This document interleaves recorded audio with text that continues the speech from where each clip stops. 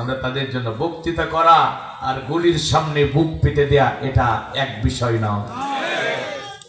ভাইরা আমার, এই জন্য মেশিন গানের বুলেটের সামনে যারা তাদের নিজেদের জীবনকে উৎসর্গ করেছেন জাতির মানুষের মুক্তির জন্য, আমরা আল্লাহর কাছে দোয়া করছি, আল্লাহ আমাদের ভাইদেরকে, আমাদের সোনা মানিকদেরকে তুমি শহীদি ঈদগাহে কবুল করো।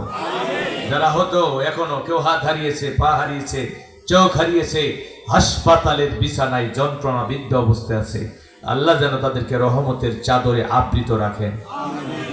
ভাই সাহেব, এই মাহফিলে বসার ব্যাপারে, এই মাহফিল শোনার ব্যাপারে, একটা শোনার ফজিলতের ব্যাপারে একটা হাদিস বলে আমি মূল আলোচনায় চলে যাব।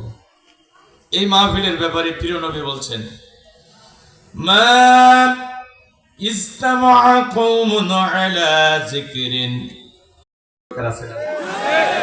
আমরা তাদের জন্য বক্তৃতা করা আর গুলির সামনে বুক পেতে দেয়া এটা এক বিষয় না।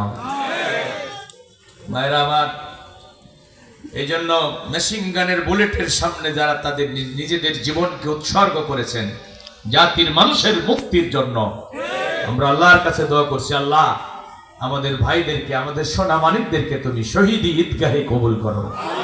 যারা হতো এখনো কেউ হাত হারিয়েছে, পা হারিয়েছে, চোখ হারিয়েছে, হাসপাতালের বিছানায় যন্ত্রণাবিদ্ধ অবস্থায় আছে, আল্লাহ যেন তাদেরকে রহমতের চাদরে আবৃত রাখেন। ভাই সাহেব, এই মাহফিলে বসার ব্যাপারে, এই মাহফিল শোনার ব্যাপারে, একটা শোনার ফজিলতের ব্যাপারে একটা হাদিস বলে আমি মূল আলোচনায় চলে যাব। এই মাহফিলের ব্যাপারে প্রিয় নবী বলছেন, মা ইজতামা কওমুন আলা যিকরিন